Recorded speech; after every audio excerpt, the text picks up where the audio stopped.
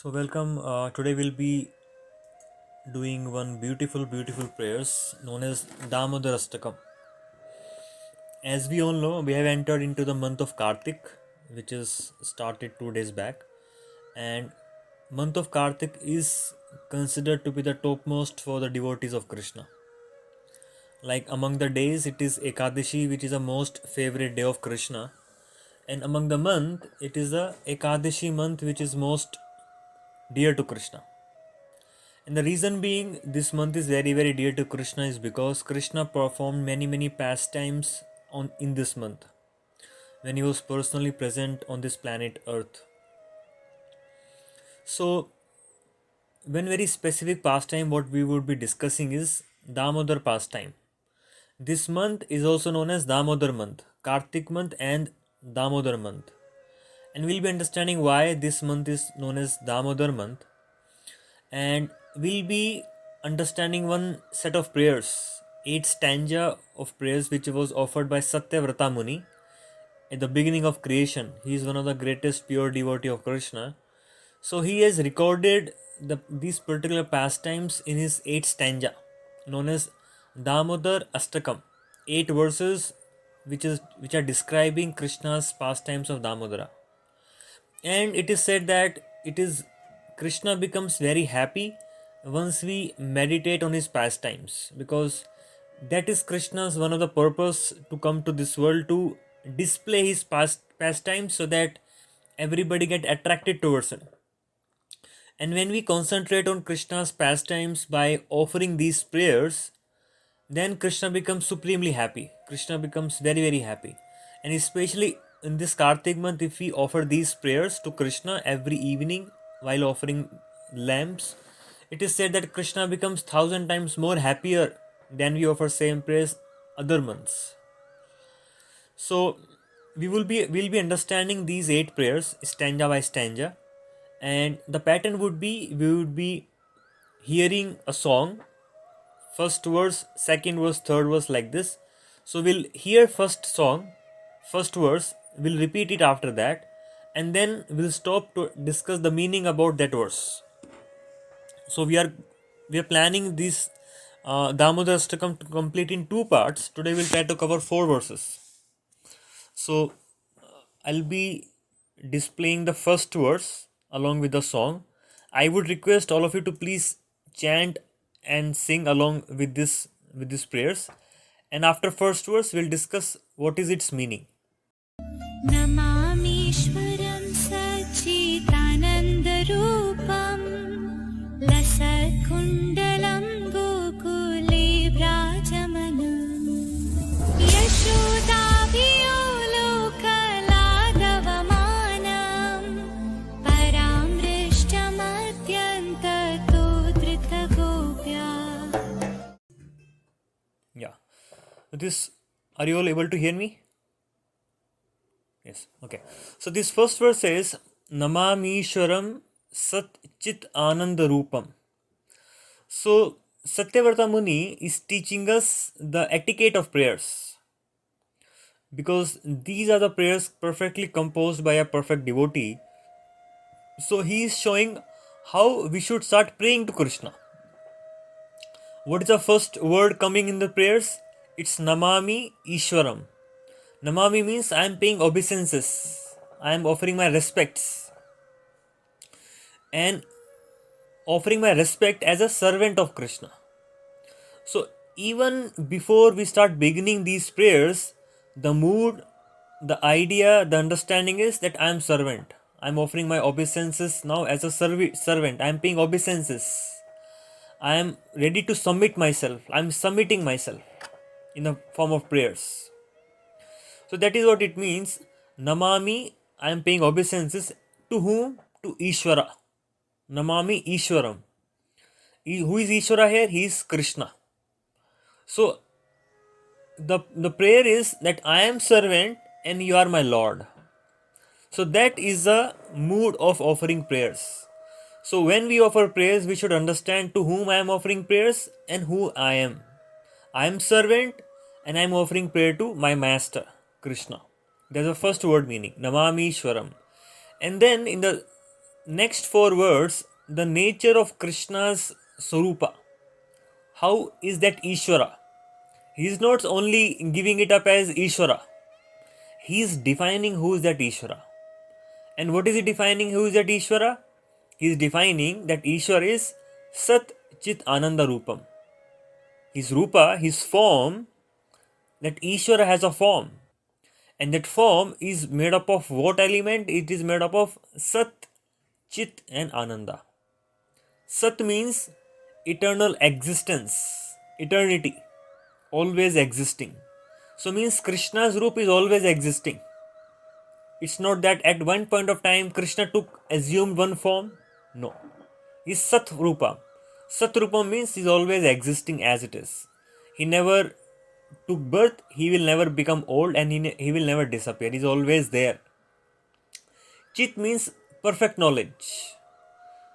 At no point of time, because whole universe is Krishna's body, and he is aware what is happening in each and every person's life, in each and every atom, in each and every part of his existence. If I have this body, I know what is happening in each and every part of my body. If somebody pinches you, you will know that okay, this person is pinching me in this part of the body. You will feel that sensation. Similarly, Krishna's form is supremely sensitive and he is completely aware where what is happening. Sometimes we think, okay, Krishna, I am doing something which laws are not watching and nobody is watching over me and I can just do it and just go away from it.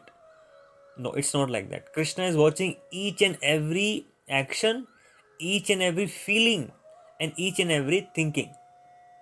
So now another point may be, if I am expressing my prayers to Krishna, where is Krishna hearing them? If I am feeling for Krishna, where is Krishna thinking, where is Krishna observing? I want to give something to Krishna, but Krishna is completely beyond my capacity to reach. How can I give him? And how does he know that what is happening to me? No, Krishna is supremely sensitive about his devotee's heart and he knows what is happening in each and every person's life. So he's Chit Rupam and Ananda Rupam. Ananda Rupam means his body is made up of bliss. Is each and every atom of his existence is made up of pure happiness. So it means like our body is made up of flesh, bones, mucus, blood, all these liquids forms, all this flesh, all this earthly form, all these airs, fire. How? So this is what our body is made up of. So but if we have to define what is Krishna's form made up of. So Krishna's form is made up of these spiritual substances. That is Sat, Chit and Ananda Rupam. So that is what he's saying, that oh my Lord, I am your servant and you are my master, and my master is whose form is Satchidananda Rupam. And then he's saying Lasat Kundalam. Because Lasat Kundalam means the earrings of Krishna. Shark likes earring. So when Krishna is running, Krishna is walking, Krishna's shark like earring are moving to and fro. Lasat Kundalam. Kundalam means the earrings. Gokule Brajamanam. So now that is very very important point. So why is that Satchidananda Rupam Ishvara, who is swinging, whose earring are swinging to and fro, what is he doing in Gokula Braja? Why is he running in Gokula? What is he doing in Gokula? So it is said that when Krishna can exhibit, or where Krishna can show the most intimate pastimes or the most intimate aspect of his personality, only it can be where there are a lot of intimate devotees are gathered together.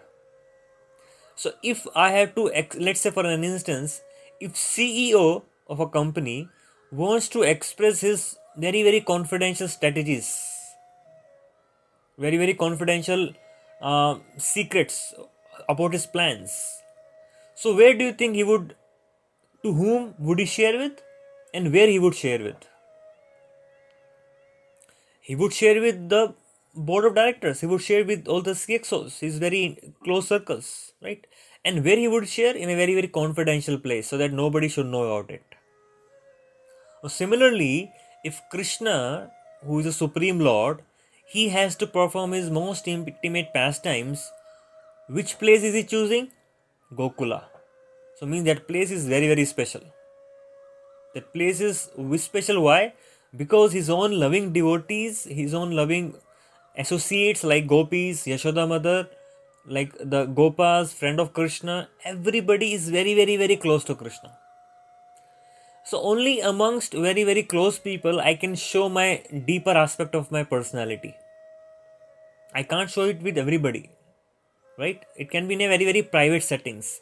Similarly, in Gokula, everybody is thinking about Krishna, everybody is loving Krishna, everybody is always merging their mind into thinking of Krishna, chanting about him, serving him. So that atmosphere is very, very loving atmosphere. Is extremely loving atmosphere.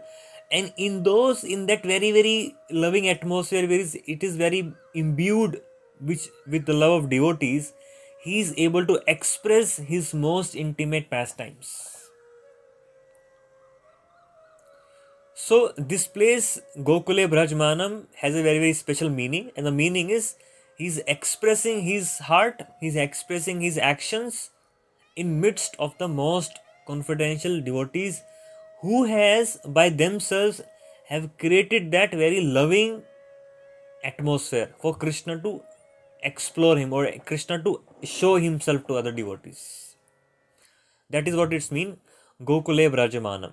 Third line says Yashoda Bhiyolu Khaladavamanam. Meaning of Bhiya, Bhiya means Bhai. It comes from the word Bhai. So he is Yashoda Bhiyo. He is fearful of Yashoda. So why is Krishna fearful of Yashoda? Now that's the main pastime. Why is Krishna fearful of Mother Yashoda?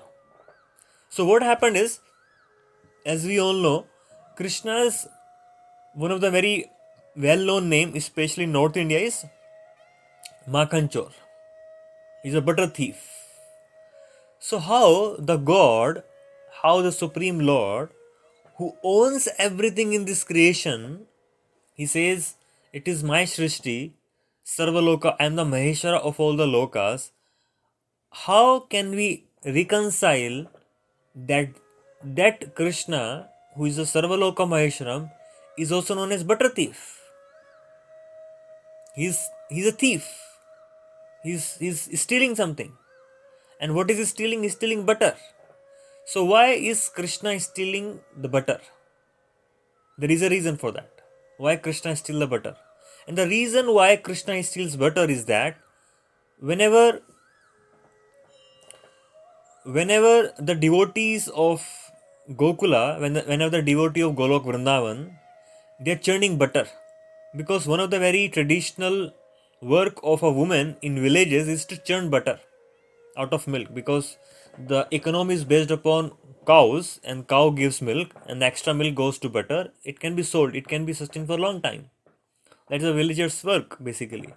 So whenever these gopas, like elderly gopis, used to churn butter, they always used to think about Krishna. And they used to think how nice it would be if Krishna will eat this butter. In their mind they will think like this, that how nice it would be that Krishna would accept my service of this butter.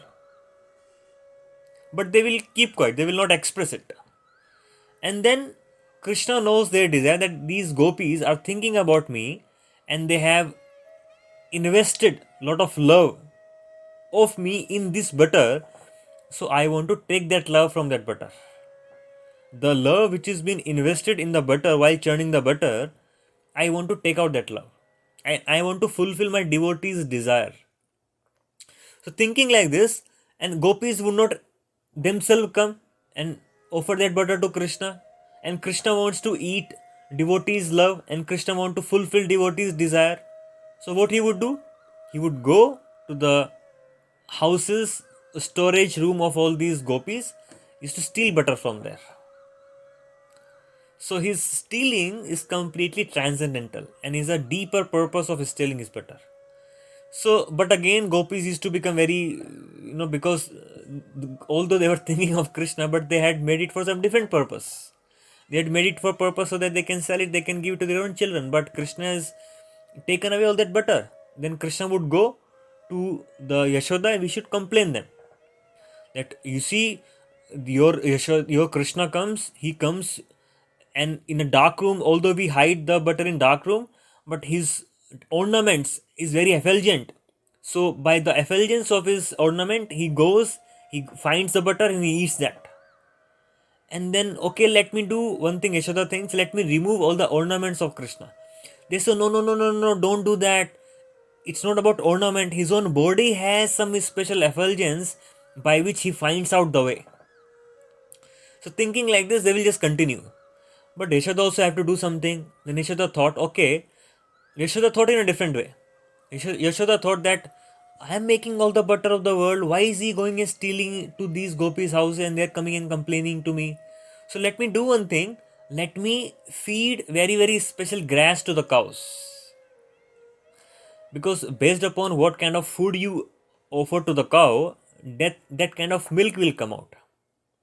So if Mother Yashoda was to feed the special grass, flavored grass, so from that flavored grass, flavored milk will come out.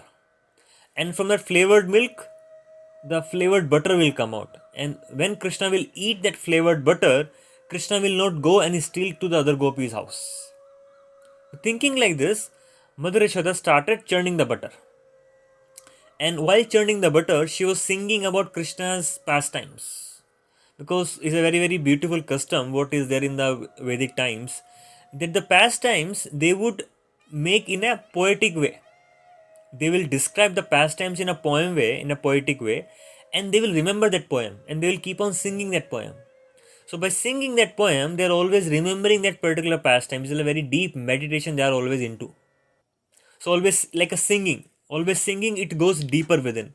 That is why if you want to convey any idea to the mass of public, just convert that idea into song and just let the song be spread everywhere, be publicized everywhere. People will listen to the song and those ideas in the song will go deeper into the people's mind. Very beautiful psychology works out there. So they are perfected psychologists, the pure devotees.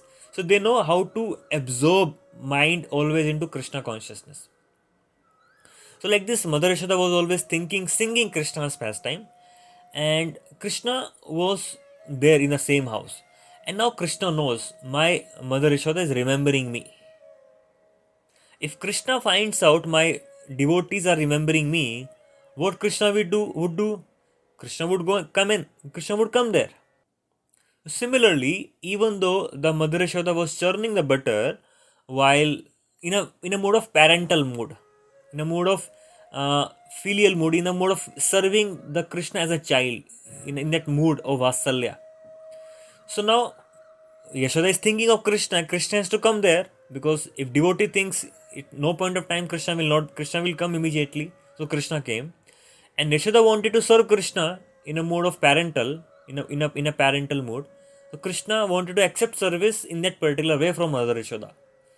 Then Krishna as a small baby form start crawling toward Mother Yashoda and start pushing Mother Yashoda. No, don't do this. Don't churn this butter. Your first duty is to feed me milk. I want to be fed by you personally. So like this, thinking like this, then Yashoda start breastfeeding Krishna as a small child.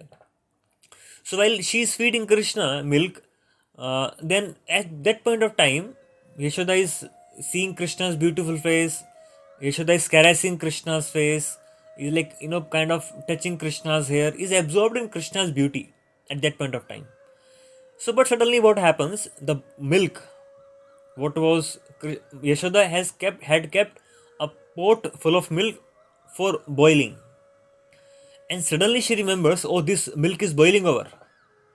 And as soon as she thinks of that milk, which is boiling over, and that milk is the one which is she's going to make butter of, and she's going to serve Krishna.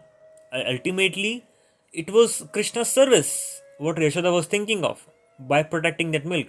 But what she does is she keeps Krishna aside and she runs towards the stove and she starts addressing the milk which was boiling over. Now Krishna becomes very angry. Krishna thinks, how can my mother do like this to me? How can my mother leaves me in between? Why did not she feed me completely? So thinking like this, and Krishna thinks, okay, this milk, this butter is a cause of my devotee service towards me, what I was enjoying. So let me destroy this butter itself. Thinking like this, Krishna takes one stone and he starts breaking those pots. The pot in which, earthen pot in which the mother Yashoda was churning the butter. So now Krishna has broken that pot and Krishna knows, now Yashoda will come, she'll become very, very angry. Now she is not going to leave me. So what he does, he just runs away from that place. And when he runs away from that place, then what happens? Krishna goes to the storeroom. Krishna does not stop there. Krishna wanted to show that how useless your milk is. So what he does, he goes to the storeroom, he starts breaking all the pots. And after breaking the pots, he starts eating all the butter. Not only start eating by himself, then he start giving it to all the monkeys. Like disrespecting the butter. Who will give butter to the monkeys? So Krishna was doing that. So why Krishna was doing that? After some time, monkey became full in their stomach and they did not want to eat further. So Krishna wanted to show, see, even monkey does not want to eat your butter. And you are leaving me for this butter, you should not do that. So it's a kind of utter kind of disrespect to the butter so that he can teach a lesson to his own mother. Because there is no more priority should be in devotee's mind other than serving Krishna. So then Yashoda comes back to this place and Yashoda finds out that Krishna has broken this butter pot. And now she wants to find Krishna. So how would she find Krishna? But what happened when Krishna was in that area of filled with butter? Krishna's feet was full of butter. And the footprint of Krishna was, buttery footprint was everywhere. And she could locate where is Krishna. And she could track Krishna to that storeroom where all the butter pot was kept. And now Krishna came to know that Mother Yashoda is coming behind me. And now he knows my mother is going to beat me. So that is why Krishna is becoming very fearful. What we read here, let us come back. Yashoda Bhiyolu Kala Dhavamanam. Seeing the fearful, becoming very fearful of Mother Yashoda, Krishna started running. Krishna was standing on one grinding mortar. And when Krishna was standing on that grinding mortar, while breaking the pot, Krishna jumps from that grinding mortar and he starts running. Dhavamana means running. So out of fear of Mother Yashoda, Krishna starts running. So now, but then what happens if Krishna is running? Mother Yashoda also start running. So now it is said, who can catch Krishna? Who can catch Krishna? There's a verse which comes in Brahma Samhita. Pantahastu koti satavassara sampragamyo vayor athapi manaso munipungavaanam. So apyayat prapadasimya vichinta tatve govindamadi purusham tamaham bhajami. This verse says that even if you travel at the speed of mind, see, what is the speed of mind? If I'm sitting here, I'll just have to close my eyes. In a moment, I can be, in a flash, I can be in India. In a flash, I can be in Australia. In a flash, I can be anywhere in the world. That is the speed of mind. Isn't it? So now, if a yogi travels at the speed of mind, for how many years? For thousands of years. Even the yogi who travels at the speed of light, at the speed of mind, for thousands of years, still he cannot reach out to the ray which is coming out from the toe of lotus feet of Krishna. So Krishna's lotus feet have a small toe, and from the toe the rays is coming out. So A yogi can't even reach to that ray coming from top of Krishna, even though the yogi travels for at the speed of mind for thousands of years. So if that is so difficult to reach Krishna's feet, then how come Mother Yashoda could catch Krishna? Isn't it interesting? So now Yashoda is trying to catch Krishna, same Krishna who can't be caught by anybody in this creation. So how can Mother Yashoda? So let us see what happens. Let us see how Mother Yashoda catch Krishna. Then it is said here, Paramrishtam Atyam Tato Dhritya Gopya. Paramrishtam means she started running even more faster than Krishna. So Krishna was running and even Yashoda was running. Paramrishtam. Ultimately she could capture Krishna from behind. Atyanta means ultimately. Tato Dhritya Gopya. So that's a whole setting.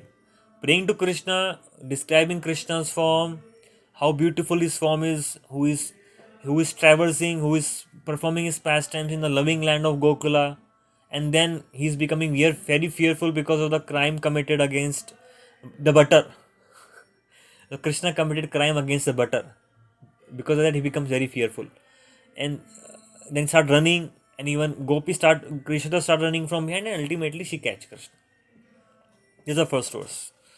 Let us go to the next verse and sing and hear it.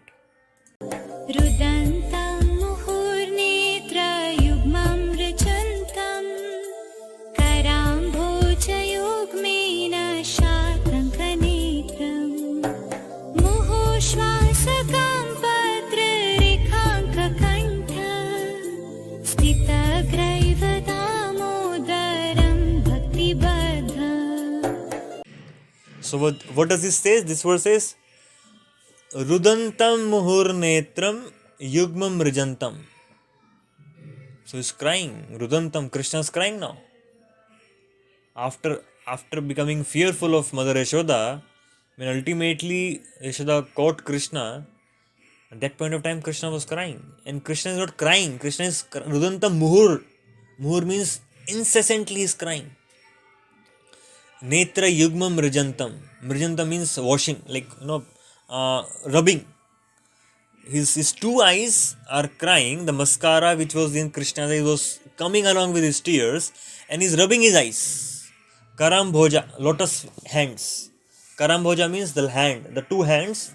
Yugmam santaka netram, and like his neck having those three grooves. Like when person become very fearful, those grooves comes on the neck.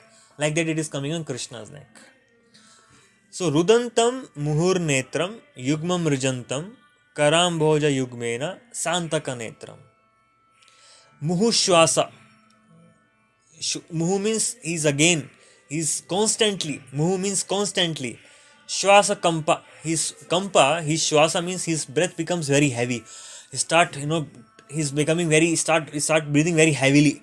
So Shwasa Kampa. Rekha Kantha, and Santaka Netram means his eyes become full of fear. His teary eyes were full of fears. He's trying to rub his eyes with his hands, and he's breathing very heavily.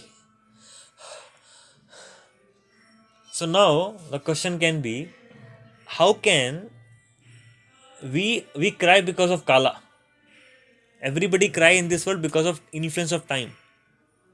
We as a living entity, when bad time comes, we cry. And bad time comes. It's Kala which makes us cry. And Kala is under Krishna's control. It is Krishna who is controlling the time. So now if we cry because of influence of time, and time is under influence of Krishna, under control of Krishna, so means everybody is fearful of Krishna in that way. Bibet api yad bibeti. Even the fear personified, which is time, is fearful of Krishna. If I does not perform my time, I will be punished by Krishna. I will be questionable by Krishna. So now if fear personified is fearful of Krishna, how can that Krishna be fearful? Actually, Krishna is playing the part of a perfect child. And when he does something, he does perfectly. That is his perfectness. He becomes a master, he becomes a perfect master. When he becomes a child, he becomes a perfect child. And as a perfect child, when a small child is being caught of doing some mistake by the mother, what would the child do? Child will become fearful. And what would child do in becoming fearful? Start crying naturally. So in that way, Krishna is not doing any drama. Krishna is actually crying. And he's crying by forgetting his position that I am Supreme Lord. You see, for Krishna, becoming a child of Mother Yashoda and accepting love, service from Mother Yashoda is more important than becoming the Ishvara. So if Krishna is ready to forget his position as Ishvara and enjoy that sweet exchanges of pastimes with Mother Yashoda, we want to become Ishvara by forgetting all the other exchanges what we can have with Krishna. We want to become Ishvara, we want to become controller, we want to become powerful. And Krishna, he is himself who is supremely powerful, everything is under his control, he is giving up that position. And he is ready to bound up by Mother Yashoda, caught by Mother Yashoda and bound by Mother Yashoda. And becoming very fearful because Yashoda is punishing me now, he is going to punish me. Because Mother Yashoda was carrying one stick. Mother Yashoda was carrying one stick with which she is going to punish Krishna. And because of that stick, Krishna sees that stick, Krishna becomes fearful, his eyes become full of fear, he starts seeing everywhere, left, right, he just can't really maintain the tranquility of his mind and he starts crying. And those tears is coming from Krishna's eyes, which is expressing his fear of his stick. So now that is a whole setting. And then it says, Tata Deva Damodaram Bhakti Bandham. Sita Grehavam Damodaram Bhakti Bandham. So, what was the reason why Krishna agreed to bound up by? That is another story. What happened when Yashoda find Krishna?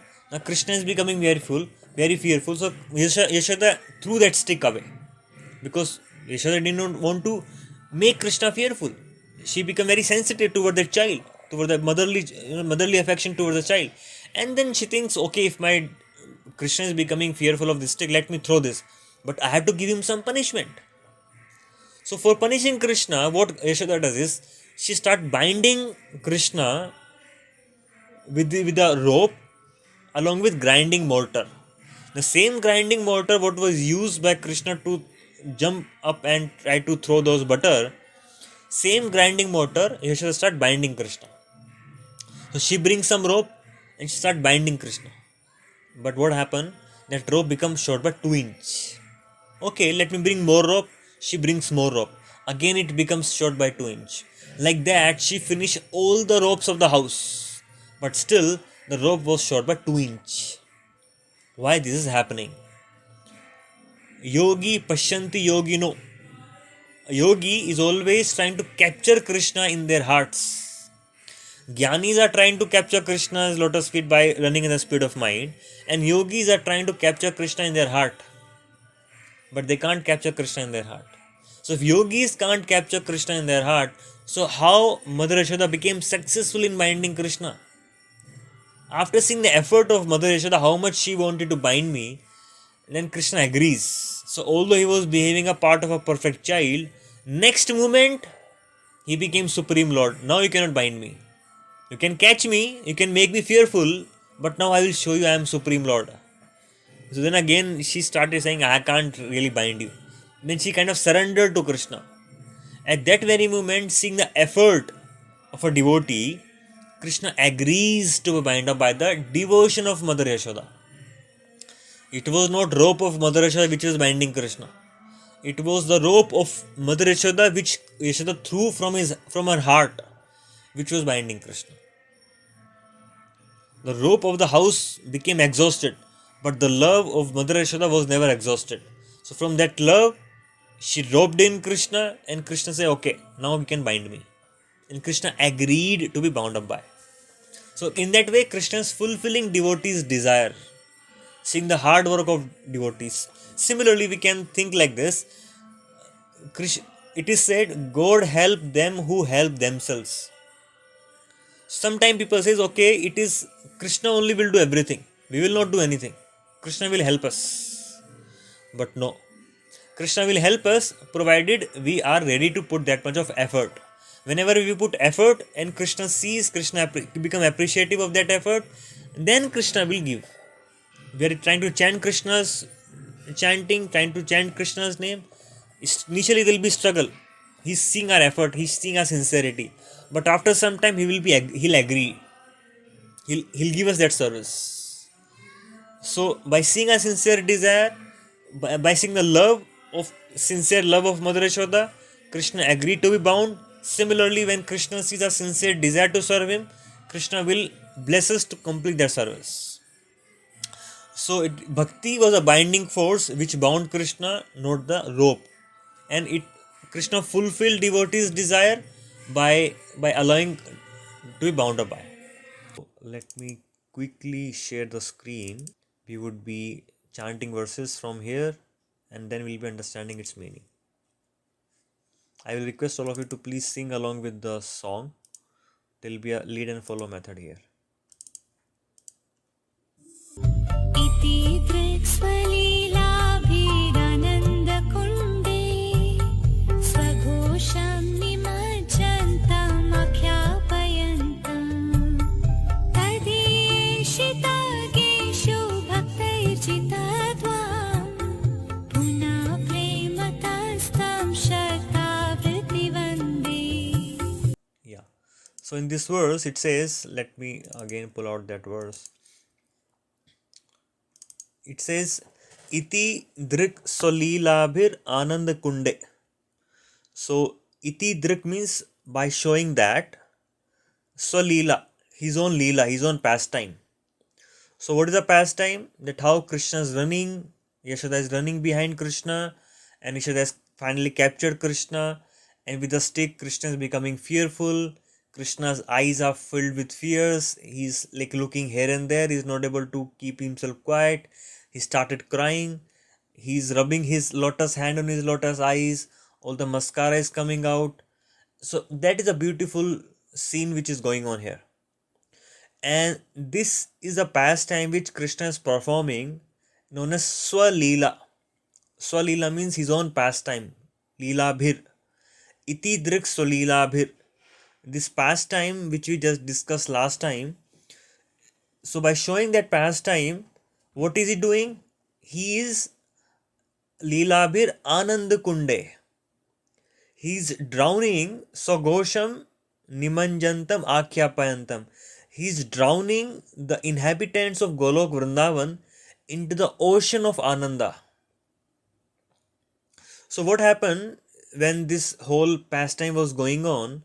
There were a lot of gopis who got assembled in the courtyard of Mother Yashoda. And they were all observing what's going on between Yashoda and Krishna. How Krishna is playing with Yashoda, how Yashoda is not able to bind Krishna, although all the rope of the house is being exhausted. But why Krishna is not being bounded up? He has small belly. He has Udra. Udra means the belly. And Damodara. Damodara means the rope. Why this Dama is not able to bind Udra of Krishna? What is happening here? And by seeing all those, when the Yashoda got exhausted and she surrendered to Krishna, everybody was giggling, everybody was laughing, everybody was enjoying this Leela which is going on. Everybody was in a bliss. Did you see how Krishna is playing with Mother Yashoda? That kind of the happiness was spilling on all the devotees of Krishna. Because what happened, if you enter into a room which is where there are 10 people and everybody is angry there. If you enter into a room of 10 people and everybody is shouting, everybody is angry, everybody is yelling, how would you feel? You will feel depressed, you will feel agitated, you will feel angry, you will feel negative, isn't it?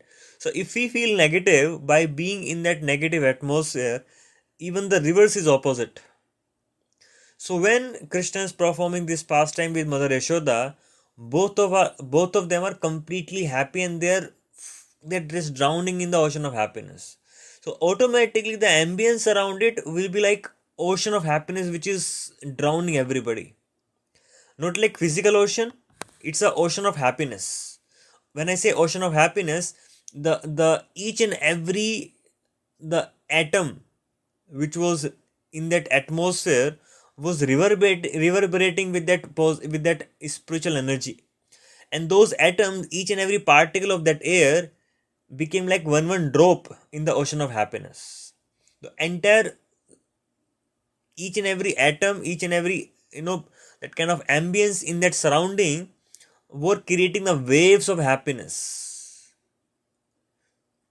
So that is what he said, iti druk salilabir ananda kunde. Krishna is drowning his devotees in the ocean of happiness. So now the question comes, why is he Krishna performing all these pastimes? What is the necessity for Krishna to perform his pastimes, and why is he making everybody happy? Basically, if you see, the most important purpose of Krishna coming to this world is to take us back to himself, to take us back to Krishna. Krishna says, Mam upetya punarjanma dukhalyam ashashvatam napnuvanti mahatmanah samsiddhi paramam gataha. So Krishna is saying in this verse, when you come to me, you will be freed from this ocean of misery. And Krishna himself says, Sarv dharman parityaja mam ekam, come to me. I want you to come back to me. So Krishna in a multiple way is inviting us to go back to him and join him in his pastimes. So one of the way to attract the living entity in this world is by showing these pastimes. When Krishna shows these pastimes and when we read about it, then we start getting attracted towards Krishna. The most important reason why Krishna is performing these pastimes is that he wants us to get attracted toward these pastimes so that we can desire, we can yearn, we can long. Okay, I also want to go back to Krishna. What nice it is to be always diving in the ocean of happiness. Versus, we'll be seeing the sixth verse where instead we are diving into the ocean of miseries. So that is a very, very important thing. Why Krishna is performing this pastime. Basically, Krishna is doing the exhibition of his pastimes in this world. Krishna himself performed these wonderful pastimes with his loving devotees in Golok Vrindavan, but on this earth, sometime he exhibits some of the pastimes. If you go to conferences, if you go to exhibition, what happens? The company is coming into those conference hall in those areas and exhibiting their products. So by seeing the product of a company, we may get attracted to go to the showroom, isn't it? So by exhibition, we can go to the main source of those products. Similarly, Krishna is exhibiting his pastime so that we can get attracted and we would want to go back to his own abode where these pastimes are happening every moment. So that is the meaning of iti druksalilabir ananda kunde sagosham nimanjantam akhyapayantam. And the third line says, tadiyeshita gneshu bhaktir jitatvam puna prematastam shatavriti vande. So Krishna is again showing here jitatvam. Jitatvam means how can we win Krishna? How can we win Krishna? Krishna is showing here how he can win over me. And Krishna is showing, see how Mother Yashoda won over me? Similarly, you can win over me. Not by jnana. He is showing to all the jnanis who are trying to capture Krishna's knowledge by their own efforts. Tadiye Shita. Ishita, that Lord, is showing how, to whom he is showing? He is showing to Jnaneshu, Jnanis, who are trying to capture Krishna with their knowledge, who are trying to bind Krishna within the cage of their mind. So Krishna is unlimited. How we can bind Krishna within the cage of our mind? It's not possible. So to those people who are trying to understand Krishna, capture Krishna with their own limited understanding, he is showing, see, I am not going to win over by you. If you want to win over me, do this, what Mother Yashoda is doing. And what is she doing? In the previous verse also we discussed, Stita Grevam Damodaram Bhakti Bandham. He was bandham because of bhakti, not because of anything else. So only by bandham, only by bhakti, the previous verse last line, Stita Grevam Damodaram Bhakti Bandham. And the third line of this verse, Tadiyeshitagneshu bhaktir jitatvam. We can win over him only by bhakti. Bhaktir jitatvam. And Shatavata Muni, in the last, he is praying Punaha. Punaha means again. Prematas tam shatavriti vande. Now I am paying obeisances to you, my Lord, thousands of times. I'm just praying to you thousands of times. I'm just paying my obeisances thousands of times. So simply praying once is not enough. So by having that vision in my heart, by seeing these beautiful pastimes, what you're performing, what you're exhibiting to all these devotees, I want to pray to you, I want to pay obeisances to you thousands of times, every moment. So that is the greatness of a devotee. Always he wants to pray. Prayers, is a prayers. Shatavriti Vande. I want to pray to you. Shata means over and over. Shata means thousands of times. So that is the meaning of third verse. So first verse, it was explained that how Krishna is performing his pastime. Second verse, how he was crying. Third verse, the entire scene. So in these three verses, basically Satyavrata Muni complete this description of the pastime. Now he will start his own personal prayer from the next verse onward. Let us see what he has to say in that verse. वरं देव मोक्षं न मोक्षावतिं वा न चन्यं वृणेऽहं परिषादपीहा इदं देव पूर्णात् गोपालबालं सदा मे मनसा वीरस्तां किमन्ये. So in this verse, very beautiful verse. This is like one of the best verse of this entire 8 verses. So he is saying, O my Lord, Vareshad Apiha, O my Lord, Vareshad means the one who can give all the benedictions. Because Krishna's name is Varesha. Vareshad. He is the Ishvara of all the Varas. He can give any benediction what he wants to his devotees. He is Swarat. He is independent. He does not need to ask anybody whether I should give this to my devotees or not. So that is another name what Satyavrata Muni is using here. Vareshad. Why is saying Vareshad Apiha? He is saying Varam Deva. My dear Vareshad Apiha, you can give me all the boons. You can give me boons of becoming billionaire. You can give me the boons of having so many big families. You can give me the boon of becoming very beautiful. You can give me the boon of becoming the richest person on this planet. You can give me the boon of becoming very educated and very intelligent. You can give me all kinds of boons. Varam Deva. All the material boons. Na chanyam. I don't want that. Okay, you don't want material boon. Na chanyam. Na chanya. You don't want material boon. Then what do you want? Maybe you want moksha. Okay, take moksha. Then he's saying, Varam Deva moksham na. I don't want moksha also. So you don't want Varam Deva, you don't want material boons, you don't want moksham na, then what do you want? Okay, you come to my Vaikuntha Loka. That is the pinnacle of all the mokshas.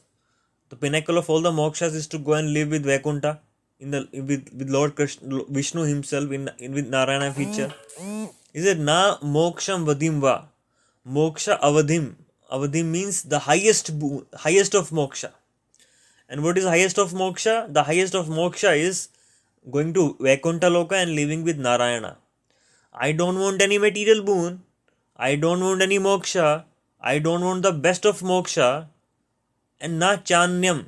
I don't want anything else. Anyam. You see, na cha anyam. Vrine. Vrineham. Vrine means I am praying to you. In the previous verse he said that Shatavriti Vande, I'm praying to you every moment. I'm doing bhakti to you. I'm doing Mandanam. And I'm doing this 9 process of devotion service wherein we chant Krishna's name, we hear Krishna's pastimes, we perform deity worship. We do all these we pray to Krishna, we worship deities, we pray to him. So all these Navavidha Bhakti can give you all the benediction. But he's saying, I do not want any benediction even though your bhakti can give me everything. I don't want that. Then what do you want? Krishna is asking. You don't want varam, you don't want moksha, you don't want moksha madhima. and you don't want anything. What are you thinking about? Ask something from me. Krishna is saying, no, I don't want anything. Why? What's happening here? So he's saying, idam te vapurnatha gopala balam. There is something I want. I don't want moksha. I don't want any material benediction. I don't want the liberation. I don't want Vaikuntha planet. I don't want anything. But there is something I want. And what is that? What he wants? Idam te vapurnatha gopala balam. I want this Gopala Balam form. I want this form of yours who is crying, who is filled with fears, who is so beautiful. Next verse he'll be describing. I just want Sada me manasya. Let this form of yours be always manifest to my heart. No, why do you want this form? You can have the form of Paramatma. You can relate with the Narayana's form. No, I don't want even Narayana's form. I don't want Paramatma's form. I want you as a Gopala Balam to be always residing in the cave of my heart. You see? So the beauty, what the happiness, the ecstaticness, the kind of bliss what this devotee is experiencing by seeing that beautiful form of Gopala Balam, he is saying even that by serving Narayana's form also can't give this to me. Even Paramatma feature can't give this to me. Like yogis are always searching after Paramatma in the heart, and they are so happy, so ecstatic just by the glimpse of Paramatma in their heart. And he said, no, I don't want Paramatma's heart features also. I don't want Narayana feature also. I want this idam te vapurnatha, this vapu, this form. Vapu means form. Oh my Natha, this Gopala Balam. This Gopala Balam, I want it to be Sadame Manasya. In my mind, let me be always focused on this form. Avi Rastam Kimanye. Because once I am experiencing this, what is he experiencing? He is experiencing the beauty of Krishna's form. He is experiencing the loving exchanges between Krishna and his devotees. He is experiencing that Vrindavan life. He is experiencing the highest form of devotional service. Kimanne. If I am seeing this, then I don't want anything else. I can't settle for something less. If your father give you $100,000 and he says, okay, this is your check, would you settle for $1,000 or would you settle for $100? No, if you know that my father has $100,000 in his account and I am the only son, then you will not get settled with $1,000 or $2,000. You will want $100,000, isn't it? Similarly, when a devotee is seeing that super most ecstatic form of Krishna, which can just flood your heart with happiness, and you can drown in happiness of in the bliss, then you will not be settling for anything else. Kim Anye. Kim Anye means, you see, the word Anya comes 2 times in this word. Second verse, Na Chanyam Anyam Cha Anyam, and the last word, Kim Anye. I don't want anything. Basically, he is reaffirming that. I just want one thing. In my heart, I had your glimpses. I just want that glimpses to be always carried in my heart. That is what I want. So let us go to the next verse, wherein he describes much more detailed way what he exactly wants. Idam te mukambhojam atyantanilair vritam kuntalai snigdha raktaischa gopya muhushchumbikam bimba raktadaram me manasya virastam malam lakshalabhay. So now in this verse, he is explaining something even more beautiful. Now in the previous verse, what did he say? I want this Gopala Balam form. Idam te vapurnata Gopala Balam. Sadame manasya. I just want this Gopala Balam form in my heart. Now he is coming to very specific. What do you really want? He is now explaining the beauty of Krishna's face. What is saying? Idam te, oh my Lord, idam te mukha ambojam. Mukha means the face. Ambojam means the lotus face. Atyanta niler. Atyanta means very intense. Nile means bluish, dark bluish. Atyant means very intense, dark. Nila means dark bluish. So Krishna's face is compared to lotus flower, and its the color is mentioned as Atyanta Neeler, the dark bluish complexion. And then he describes even more Krishna's beautiful face. He says, Vritam Kuntalai. Vritam Kuntalai means the circle, the hair locks. The hair locks which was touching your cheek, which were touching your lotus face, are like bumblebees. You see flower, lotus flower, and on that lotus flower there will always be bumblebees around it. Similarly, this devotee Satyavata Muni is comparing Krishna's face as like lotus flower and his curly hair locks like bumblebees who are always around that lotus face like lotus flower. And then he says Snigdha Raktescha. He's also describing the reddish complexion of Krishna's face. There's some sort of reddishness. Although it is dark bluish, but there is Snigdha Raktescha. There's a beautiful dark reddish color also is coming, hue of reddish color.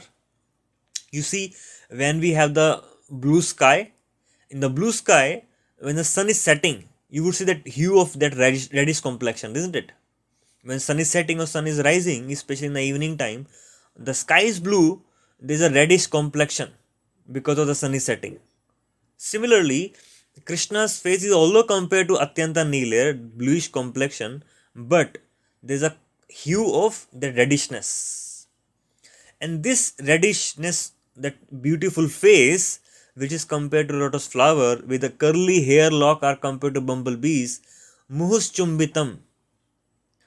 Gopya raktescha gopya muhus chumbitam. Now this gopi, who is this gopi here? Yashoda Maya. Yashoda mother is kissing your face again and again. Muhus. Muhus means again and again. Chumbitam. She is kissing. So now I am seeing this beautiful face, completely bluish complexion, having the reddish hue, when the curly hairs are like the bumblebees, and this beautiful face is in front of Mother Yashoda. And how could Mother Yashoda resist herself then not kiss that face, beautiful face? Not only once, again and again. Muhus chumbitam. And again, he is even going deep into it, in that beautiful face. Then he says, Bimba Rakta Adharam me. Bimba Rakta means that Bimba fruit. You know, Bimba fruit becomes reddish Bimba fruit. Adharam means the lips. The lips of Krishna are like Bimba Rakta, like a Bimba fruit, reddish like Bimba fruit. So now he is even boiling down. First Gopala Balam, Vapu Gopala Balam, then Mukhambojam, then Adharam me. There's a verse which comes in Chaitanya Charitamrita which says, it is actually quoted in Krishna Karnamrita by Bilva Mangal Thakura. He says that Adharam Madhuram Vapurasya Vibho. That in the entire creation, the most sweetest thing is the Madhuram Vadanam Madhuram Vapurasya Vibho. The beautiful form of Krishna is the most beautiful in the entire creation, the most sweetest. But there is something more beautiful than that. Madhuram Vadanam Madhuram. The Vadanam of that Vapu, that face of Krishna, is even more beautiful. But the Krishna's form is most beautiful. Krishna's face is even more beautiful than the form. But there is something even more beautiful than the Krishna's face. Madhu Gandhi Smrita Madhur Eta Aho Madhuram. That gentle smile on Krishna's lips. That very mild, very gracious smile on Krishna's lips, in Krishna's face. That is the most sweetest. And that is what Satyavati Muni is praying for. Muhus chumbitam bimba rakta adharam, the lips may. And then he is saying, Manasya avirastam alam laksha labhe. Then you can give me thousands and thousands of such boons. Manasya avirastam. See again. What is he praying for? Manasya avirastam. What did he pray in the last verse? Idam te vapurnata gopala balam sadame manasya avirastam. Manasya avirastam. In the previous verse also he said, again he is using same word. Manasya avirastam alam lakshalabhe. Even I can have the lakhs and lakhs and billions of boons, but that is incomparable collectively to this one boon of always having this beautiful face of yours, Manasya avirastam, always coming in my heart, always reflecting in the mirror of my heart. See how beautifully, how poetically, how is the devotee is describing the beauty of Krishna. So that is shows his eagerness, his yearning, how much he's glorifying Krishna, how much beautiful your face is, how much wonderful you are, my Lord. That's how he's praying. So let us go to the next verse and we'll conclude with this. नमो देव दामोदर अनन्त विष्णु प्रसीद प्रभो दुःखजलाभिमग्नम् कृपादृष्टिवृष्ट्यादिदिनं बतानु गृहाणि क्षमामज्ञं निद्याक्षितृष्या. So now in this verse, Satyavata Muni is explaining how you can achieve this boon. This is very, very powerful verse. This verse unlocks something very, very special from the Vedic literatures. It unlocks how we can have that boon. The boon of always having the lotus face of Krishna always visible in one's heart. How we can do that? So he says, now you see what he's saying. He's chanting Krishna's name now. What he's saying? Namo Deva, O Deva, Damodara, Ananta, Vishnu, Prabho. You see, what is he doing? He's chanting up Krishna's name. He's doing Nama Sankirtana. He's chanting Deva, O my Lord, O Damodara, O Ananta, O Vishnu, O Prabhu. He's saying Ananta, you have infinite mercy. You're infinitely compassionate to his devotees. You're manifested everywhere as Vishnu.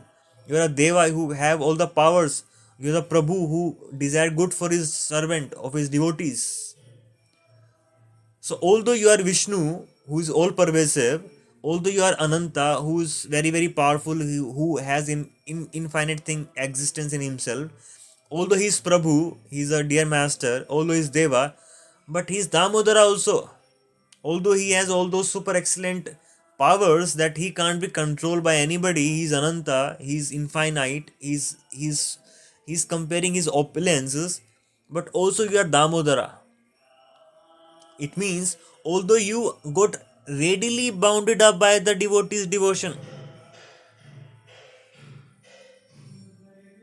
and then he's saying by chanting Krishna's name, he's explaining, he's basically putting himself into a lower position. He's explaining his heart. He's saying, what is my status now? I'm so much yearning, I'm so much in longing. So because of that longing, because of that yearning, because of that separation between me and you, dukkha jalabdi magnam, I'm drowning into the ocean of miseries. Anyways, in the material world, we are always drowning in the ocean of miseries. We have different kind of miseries always enveloping in our life. Miseries coming from the mind, miseries coming from people, misery coming from, like, war is going on, that is a misery. Earthquake, famine, these are all miseries. Dukkha. So we're always drowning into the ocean of misery. Dukkha jala. Jala means abdi. Jala abdi. Abdi means ocean. The ocean of that dukkha. Magna means I am drowning there. What was there? Ananda kunde. Sagosham nimanjandamak iti druksalilabir Ananda kunde. There are devotees who were observing that pastime of you being bounded up by Mother Yashoda. Those devotees were drowning into the ocean of happiness. But me, I am drowning into the ocean of dukkha. So my dear Lord, kripa drishti vishtiyati. Deenam batanu. I am so deenam, I am so fallen, I am so heinous person. I have not done so much of sinful activities. So please show some compassion. Kripa drishti. Your Kripa Drishti is the only hope for me to have your vision. Otherwise, by myself, I am not qualified. So that is a prayer. Although we desire something from Krishna, but also we should have that humility that I really don't deserve you. I really can't have you by myself. I can't really capture you in my heart by my own strength. I need your mercy. Kripa drishti. I need your kripa drishti. I need your his see it is very very powerful thing. His drishti is with kripa. When we say we are caught by evil eyes, sometimes what happens when you glorify your okay, I have this, I have that. Some negative people hears about it. Some negative people sees our good thing. They will put a negative drishti on that, isn't it? Sometime that we say drishti, the evil eyes. So because of those people, that bad intention, because of bad intention, their vision becomes very negative. So now what is Krishna's intention in his heart? He always want the devotees benefit. He's Vareshad. He always want to give benediction to his devotees. So how would his intention to help devotees, to give devotees, to bless devotees will come out? Through his Kripa Drishti. It will come out through his compassionate glances. Loving glances, compassionate glances will transfer his mercy from his heart in my life. If I am under the shelter of Krishna's drishti, Kripa Drishti, and I am so dinam, then only there is some hope for me. Grahanesha mam agnam edhyakshi drishyaha. I am such a fallen person, I really can't have your vision. So basically in this verse, he is becoming very desperate. He's like feeling so low. His feelings are getting intensified. How much beautiful vision he's seeing, he's just going mad now after Krishna. He just, I want you now. I am so fallen, although I know nothing is possible because of my strength. Please beg me your Kripa Drishti. Please be compassionate upon me. Please see how in a difficult I am just drowning into the ocean of misery. So that is what the devotee is praying here. So we'll conclude here with the 6th verse. We have in verse 8. In first 6 verses we have read 6 prayers wherein we have discovered the beautiful pastimes of Damodar Leela, the Leela in which Krishna was bounded by the love of Mother Yashoda. And in the next few verses, Satyavrata Muni expressed his intense desire to have the beautiful form of Gopala always manifesting in his heart. And he specifically told, I want that beautiful face and that beautiful smile. So, and he also described that beautiful smile, beautiful face, wherein the curly hairs were compared to bumblebees and his face was compared to a lotus flower. And it was described how beautiful Krishna is looking in that beautiful form. And that is what he wants over all the aspirations, over all the benedictions. So let us read the 7th verse. We'll follow same sequence of hearing the verse and singing along with that and understand its meaning. I request all of you to please hear it and sing along with that. कुबेरात्मजौ बद्धमुत्यैव यद्वत् त्वया मोचितौ भक्तिभजौ कृतौ च तथा प्रेमभक्तिं स्वकामे प्रयच्छ न मोक्षीग्रहोऽस्ति दामोदरेह. So basically in this verse he is furthering his desire, furthering his prayers to Lord Shri Krishna in the Gopal Damodara form. And in this verse basically he is saying that in the previous verses he had desired that I want to just have once the darshan of your lotus face, and always wants that lotus face to be always manifested in my heart. Sadame manasya avirastam kimanye. There is no other benediction which can compare to the benediction of always holding the lotus face in my heart. Now he is becoming fearful.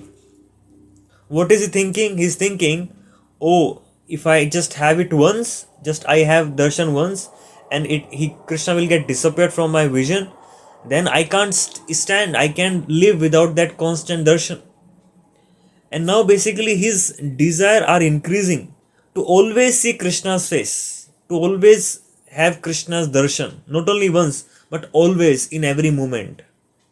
And that is not possible unless a devotee get a prema bhakti. Basically, there are three level of bhakti which a devotee perform in a progressive stage of life. Initially, we perform sadhana bhakti. Sadhana bhakti means we perform sadhana, we perform bhakti according to rules, regulation, out of duty, and with discipline. Like specific guidelines we follow, and then we perform bhakti, sadhana.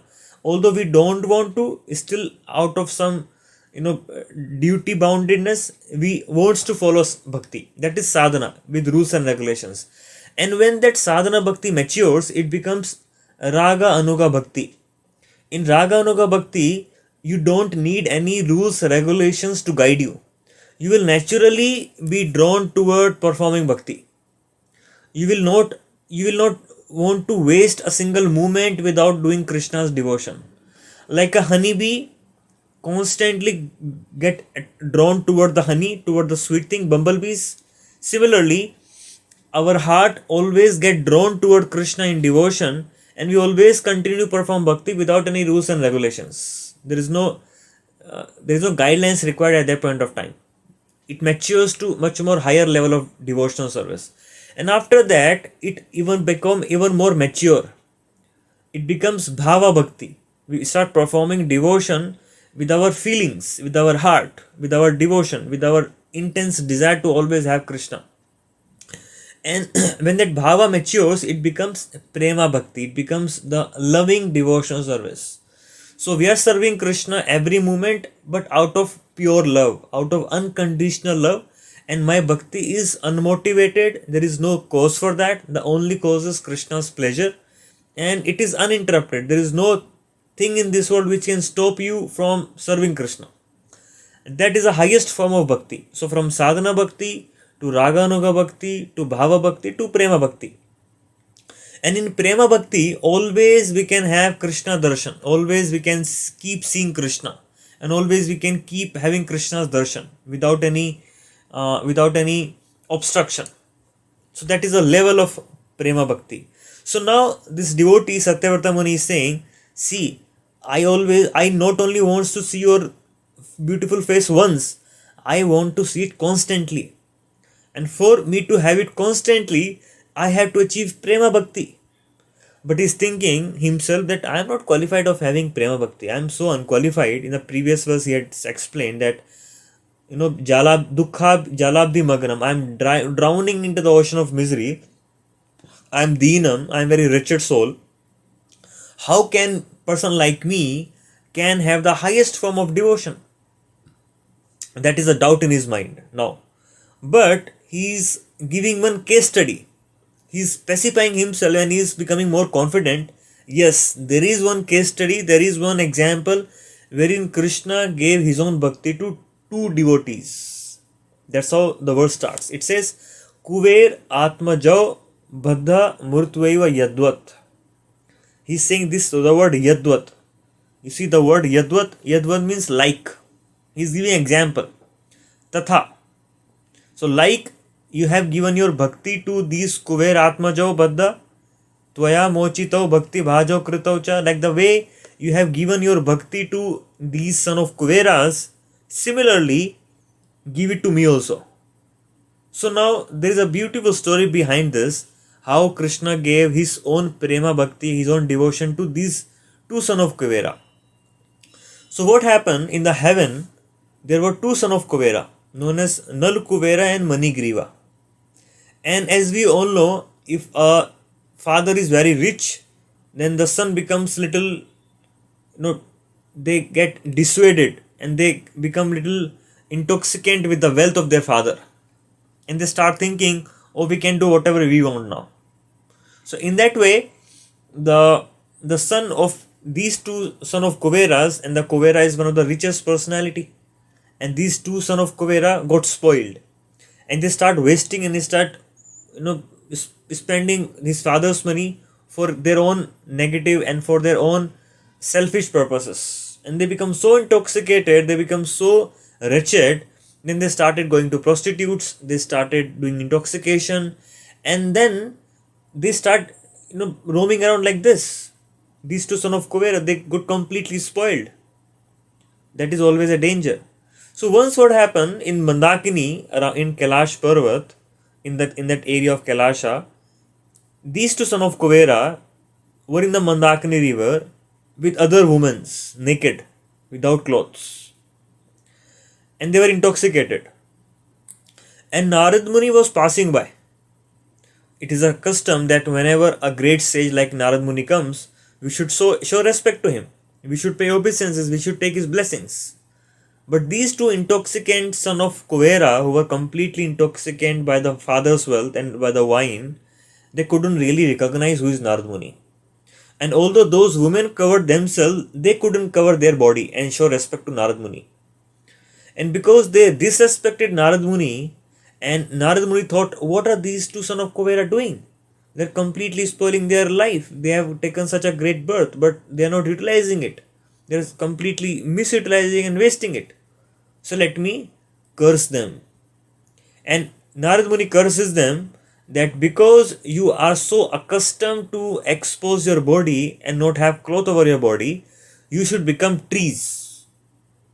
Because Krishna says in Bhagavad Gita that yam yam vapi smaran bhavam tajante ante kalevaram tam tam eveti konteya sadatat bhava bhavitaha. That whatever we think at the time of death, that kind of body we get. In the sense that the principle is whatever we culture in our consciousness in one lifetime, whatever we meditate, however we behave, the similar kind of body we get in next lifetime. So now if somebody is always exposing their body, then they have a habit of always being naked, and then they should become tree, because tree remains without cloth. So that was the curse given by Narad Muni to these son of Kuvera. And then suddenly these son of Kuvera came to their senses. Oh, we have been cursed now. What do we do? You see, why did Narad Muni give the curse? Narad Muni gave the curse because if they continue to live in that particular form, they will continue to perform sins.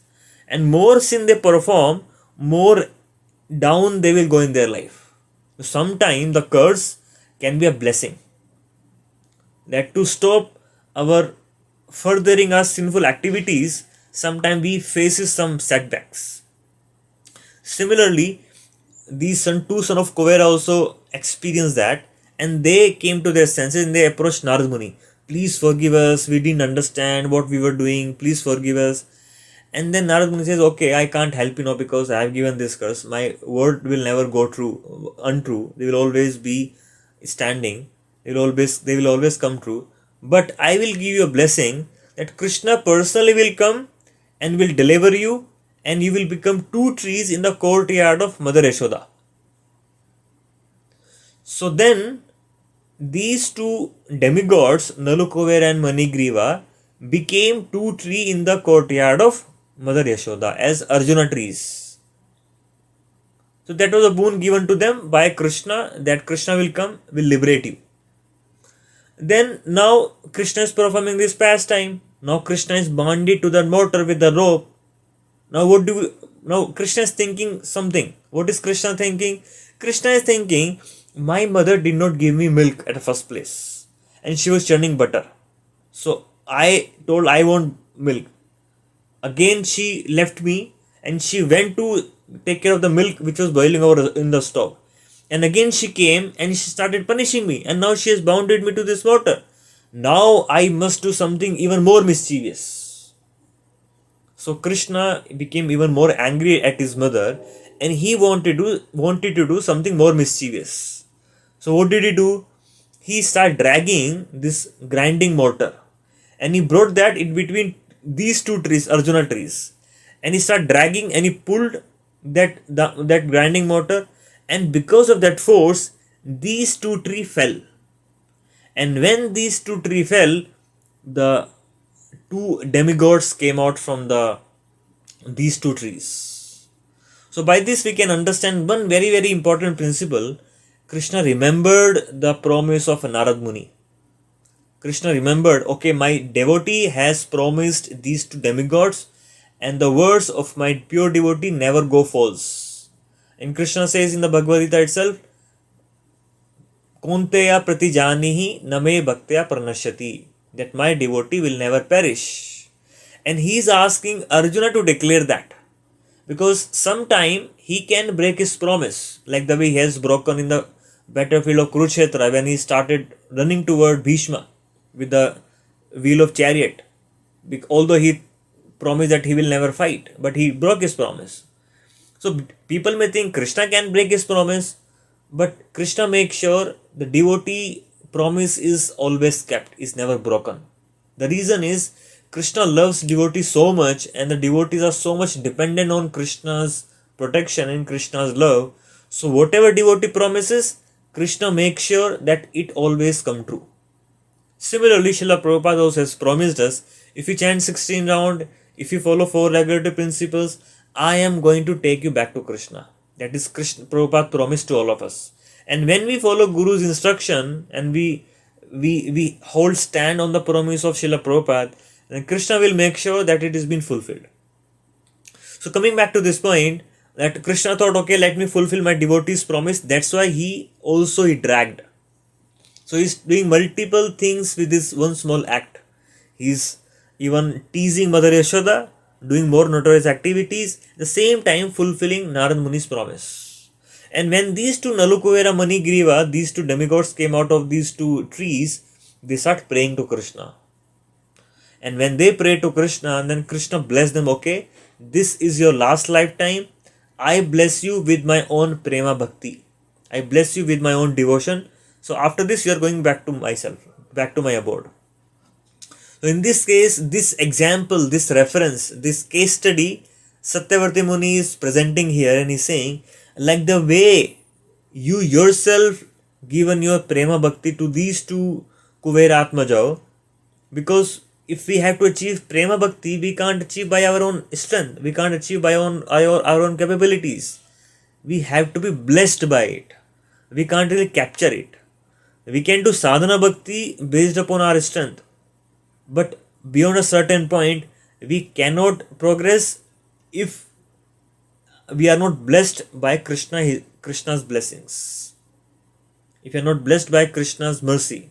So that is how the way Krishna himself blessed these Kuberatmajao. Similarly, this devotee is praying, Tatha prema bhaktim swakam me paracha. Similarly, the way Yadvat, Kuberatmajao Baddha Murtveva Yadvat, the way Tatha means similarly. Yatha Tatha. Like this, similarly. Tatha prema bhaktim swakam me prayacha. Then he is saying, Na mokshe graho me asti damodareha.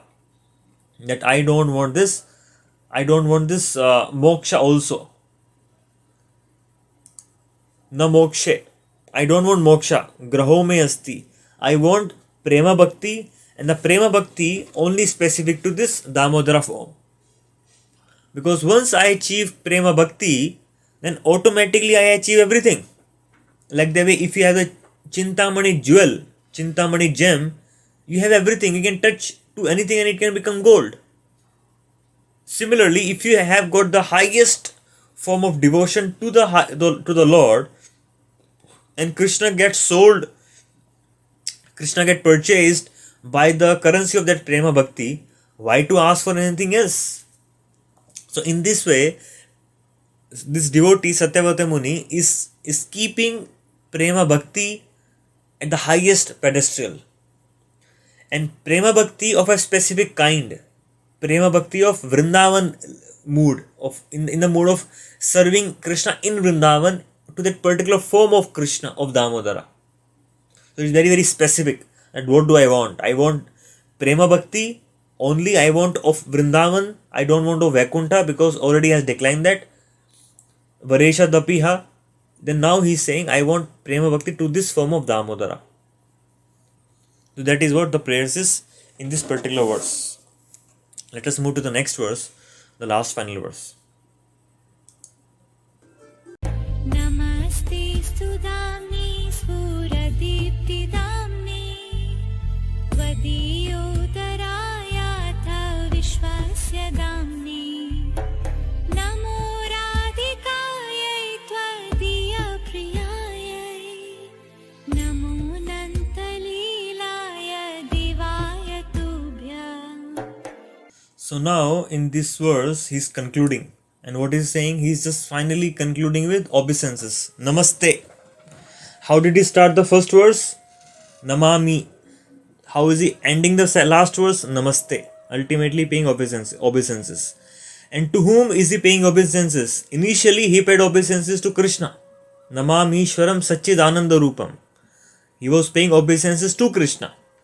But in the last verse, he is not paying obeisances to Krishna now. To whom is he paying obeisances to? He is paying obeisances to Namastestu Damne. Damne means that rope. He is paying obeisances to the rope which bounded Krishna. And he says, Spruti Dipti Dhamne. Because Spruti Yada means, Spruti means effulgent. Is like spiritual. Dipti means effulgent. So spiritually effulgent rope. Because that rope was touching Krishna's belly, was touching Krishna's form. If Krishna's form is completely concentrated with spiritual effulgence, and if something is constantly touching Krishna's beautiful spiritually effulgent form, how much power that object will get? So similarly, this spiritual rope became very, very, very powerful and very, very effulgent like Krishna. So the devotee Satyavata Muni is praying to this rope itself, who's shining like effulgence, is spiritually effulgent. And then to whom he is praying? Tadi yo darayata vishwasya dhamne. Udara. Now tadiyo, your udara. Udara means your belly. Yatha. He is praying to the belly also. Because Krishna's belly, it is said in the next line, Vishwasya dhamne. It is the abode of the entire universe. Your belly is the abode of entire universe. Your whole universe is in your belly. The way Krishna showed is the entire universe to Yashoda in his mouth. And similarly, Krishna's belly contains all the universes. It contains everything in his own personality. So he is paying obeisances to that. He is paying obeisances to the rope. He is paying obeisances to the belly of Krishna, who contains the entire universe. So he is going step by step. First he is paying to the rope, then he is going to little more further, he is going to the belly, and then he is going a little more further. He is praying to Namo Radhikaye, Tvadiya Priyaye. Now he is praying to Srimati Radharani. You see again, Radharani name has come. Although Radharani is not part of this Leela, but this devotee knows Radharani is the topmost worshipper of Krishna. If I have to worship Krishna in Prema Bhakti, it is only possible if the devotee of Krishna blesses me. Like the way we were discussing last time also, that Krishna says, Satyam Satyam Punah Satyam Satyameva Punah Punah. That the only truth, O my Narada, only truth is that Vina Radha Prasadena Mat Prasadana Vidyate. Without the mercy of Srimati Radharani, you will never ever achieve my mercy. In the previous verse, this devotee is praying to Krishna, Tatha Prema Bhaktim, please bless me with your bhakti. But now he knows, Krishna will not bless me his bhakti. Who will bless me with his bhakti? It is Radharani who can bless me with his bhakti. Only Srimati Radharani, if become pleased with me, then only she can give me Prema Bhakti, because she is the topmost worshipper. She is a personification of all the Aradhana which reaches Krishna. So all the Aradhana of Krishna is accumulated in Srimati Radharani. And then he is praying to Srimati Radharani, and then he is also praying to the Leela. He is praying Namo Anant Leelaya Devyaya Tubhyam. He is also praying to all the pastimes of Krishna. He is praying to that pastime itself, which is being performed between Yashoda and Krishna. Then he is paying obeisances to the Rasalila pastime. He is paying obeisances to all the infinite pastimes which Krishna is performing in the Golok of Vraja, and with the loving devotee, most beautiful loving devotees, and which is drowning all the devotees in the ocean of bliss. And that sight, that particular experience, what this devotee is carrying in his heart, in front of that, everything just fades away. Is like a candle in front of a brilliant sun. This pastimes is giving him the effulgence like brilliant sun, and all the other benediction appears like it's like candles. So that is why he is just He's prostrating himself, he's completely surrendered. He's just saying, I don't want anything, I just want you. I'm paying obeisances to everything which is connected to you. Another beautiful principle what comes out of it is that we should not only pray to Krishna, we should also pray to everything which is connected to Krishna. That's why there's a verse which comes in Padma Purana which says, wherein the Shiva and Parvatis are discussing among themselves. And the Parvati asks from Shiva, what is the topmost worship? Then Shiva says, Aradhanam Sarvesham Vishnum Aradhana Param. That out of all the Aradhanam Sarvesham, Vishnu Aradhana Param. It is Vishnu Aradhana which is Param. Then Parvati become very depressed. I have been worshipping you, Shiva, and now you are saying Vishnu Aradhana is Param? How is that? Then seeing the depressed mood of Parvati, Shiva says, Tasmat Parataram Devi, there is something even more better worship than worshipping Vishnu. Oh, there is something more worshipable than worshipping Vishnu. What is that? Tadyanam Tadarchanam. Tadyanam Tadarchanam. Tadyanams, anything which is connected to Krishna, his pure devotees, his paraphernalia, his pastimes, his name, his form, everything is even more worshipable. When you worship pure devotees of Krishna, it gives you even more better result than worshipping Krishna directly, because it gives more pleasure to Krishna. The level of worship is defined how much benediction it can give you. If it can give you higher benediction, it is higher worship. So Krishna becomes, and the benediction is based upon the Krishna's mood, Krishna's pleasure. How much pleasure you can give to Krishna, that much benediction you can have, and that much higher the worship is. So Krishna becomes most pleased when his most dear devotee are taken care of, because he loved them most. He loved them more than him. He loved them more than his own self. So if he loved his devotees more than his own self, and there's a beautiful verse which comes in Bhagavatam wherein he says that I am ready to cut off my own hand if they were to raise against my devotees. He says that in the context when Jaya Vijay were getting cursed by Sanat Kumara. He was saying that I am ready to cut off my own hand if that was to raise against my devotee. So Krishna loves his devotee more than his own self. If Krishna is loving his devotee more than his own self, then when they become happy, they become pleased, Krishna become the most pleased. And when he become the most pleased, we can get the most benediction, and that is a higher worship. So that's how we can understand from this sense of this verse that in what mode he is praying. So with this we'll conclude